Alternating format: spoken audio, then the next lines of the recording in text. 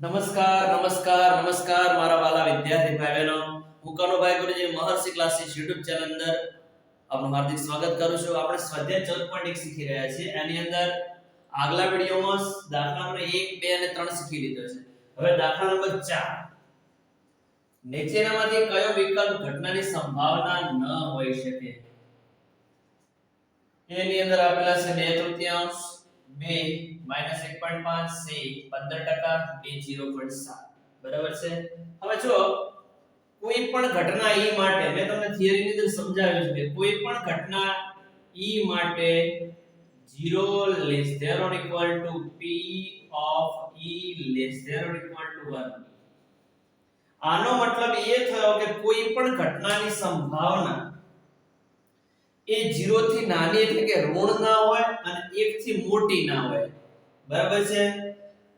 કોઈ પણ ઘટનાની જે સંભાવના છે એ કાં તો 0 હોય અથવા 1 હોય અથવા 0 અને 1 ની વચ્ચે હોય. ક્યારે ઋણ ના હોય ને 1 થી મોટી ના હોય. તો આ વિકલ્પની અંદર તમને અહીંયા ઋણ સંખ્યા દેખાય છે. તો આવી ક્યારે સંભાવના ન હોઈ શકે. બરાબર છે.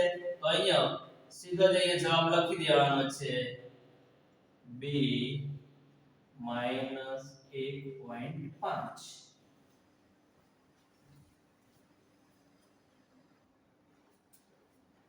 દાખલા નંબર 5.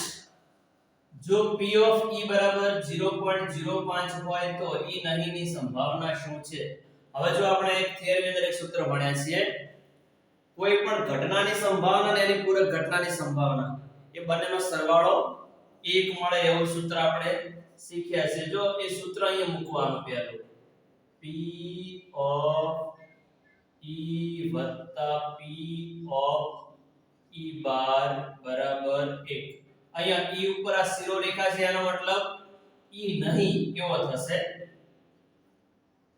તેથી p of e બરાબર 0.05, p of e બાર બરાબર 1. તેથી p of e બાર બરાબર 1. આ પ્લસ 0.05 છે જમણી બાજુ હશે એટલે માઈનસ 0.05 થશે.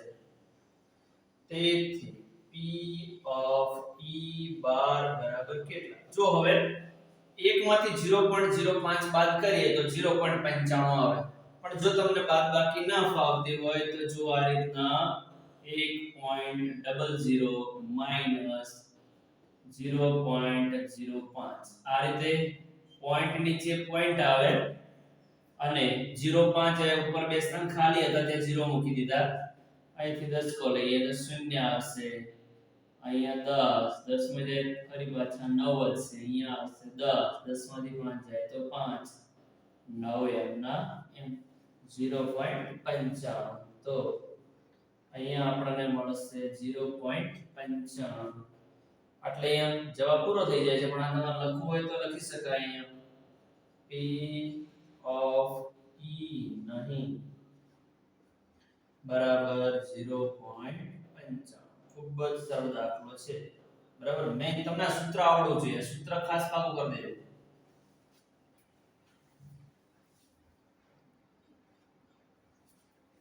દાખલા નંબર 6. એક થેલામાં લીંબુના સ્વાદની જ મીઠાઈઓ છે. માલીની થેલામાં જોયા વગર એક મીઠાઈ બહાર કાઢે છે. તે નારંગીના સ્વાદની મીઠાઈ હોય.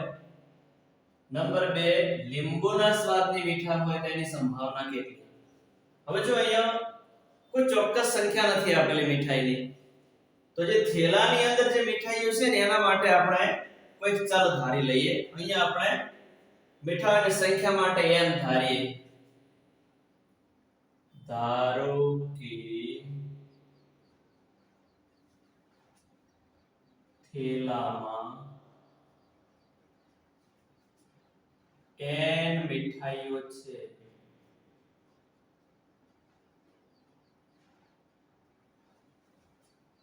તેથી કુલ પરિણામો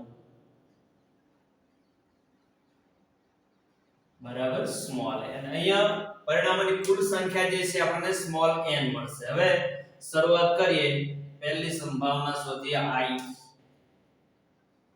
તો એની અંદર જે પહેલી સંભાવના છે એની ઘટનાને ઘટના A કહીએ. ઘટના A. જે વાક્ય છે લખી દઈએ અહીંયા. બહાર કાઢેલ મીઠાઈ નારંગીના સ્વાદની હોય, અથવા તો ના પાવે તો નારંગીના સ્વાદની મીઠાઈ હોય, એમ સીધું લખી દો તો ચાલે. બહાર કાઢેલ મીઠાઈ.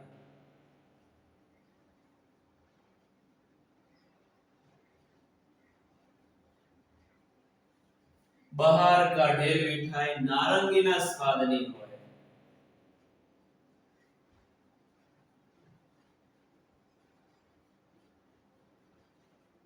બરાબર.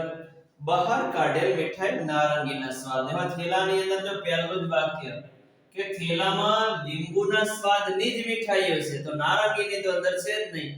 નારંગીના સ્વાદની કોઈ મીઠાઈ જ નથી, તો નારંગીના સ્વાદની મીઠાઈની સંખ્યા શું આવશે? શૂન્ય આવશે. અહીંયા લખીએ નારંગીના સ્વાદની મીઠાઈઓની સંખ્યા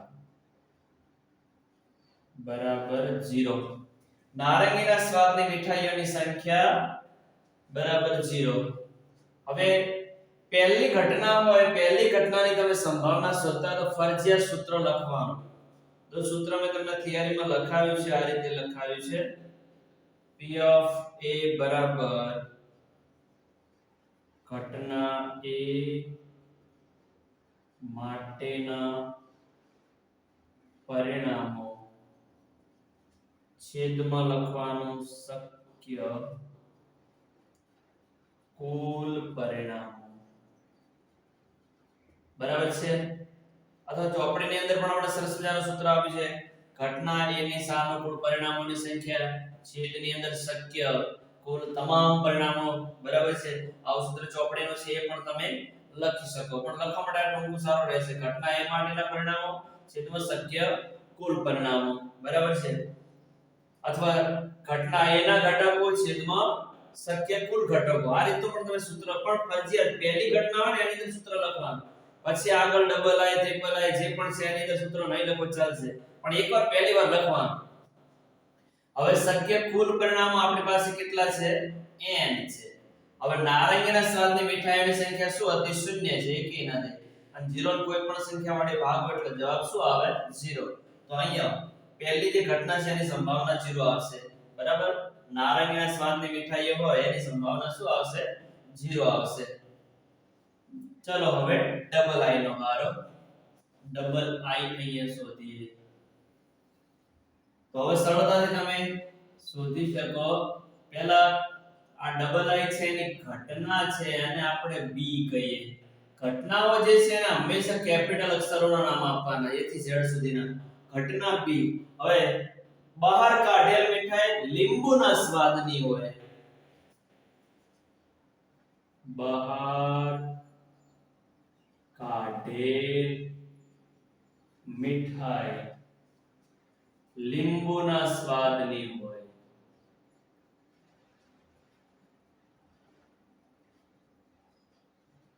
બહાર કાઢેલ મીઠાઈ લીંબુના સ્વાદની હોય. તો હવે થેલામાં એક લીંબુના સ્વાદની મીઠાઈઓ છે, તો જેટલી આ કુલ પરિણામ આપણે જે મીઠાઈઓ ધારી છે બધી લીંબુના સ્વાદની જ છે. તો અહીંયા લખીએ લીંબુના સ્વાદની મીઠાઈઓની સંખ્યા. લીંબુના સ્વાદની મીઠાઈઓની સંખ્યા બરાબર કેટલી આવશે? n જ આવશે. જે થેલાની અંદર જેટલી મીઠાઈઓ છે ને એની મીઠાઈઓ એ બધી લીંબુના સ્વાદની જ છે, એના સિવાયની કોઈ છે જ નહીં. હવે ફરી સૂત્ર લખવાની જરૂર નથી, સીધા અહીંયા લખી દેવાનું. P of B બરાબર કુલ પરિણામો n. શક્ય કુલ પરિણામો કેટલા છે? n છે. અને લીંબુના સ્વાદની મીઠાઈઓની સંખ્યા પણ કેટલી છે? n જ છે. બરાબર. એ અંશ છે બધું ઉડી જાય, n ઉડી જાય એટલે શું આવે? 1. તો આ રીતે દાખલા છે સંભાવના બધા જ આ રીતે ધીમે ધીમે ગણી જવાના છે. ખૂબ જ સરળ દાખલાઓ છે અને સરસ રીતે આના ગુણ 14 ગુણા સંગ્રહની અંદર પ્રાપ્ત કરવા તો તમે કરી શકો.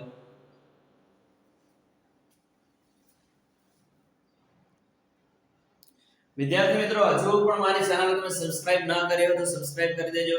આપણે એક એક દાખલા વ્યવસ્થિત ગણવાના છે અને તમને આની અંદર ખૂબ જ સરસ રીતે સારી રીતે ચોકસાઈથી ઝીણવટપૂર્વક બધું શીખવા મળશે. એટલે ખાસ મારી ચેનલને સબસ્ક્રાઇબ કરી દો. Thank you very much. ખૂબ ખૂબ ધન્યવાદ. જય મા સરસ્વતી.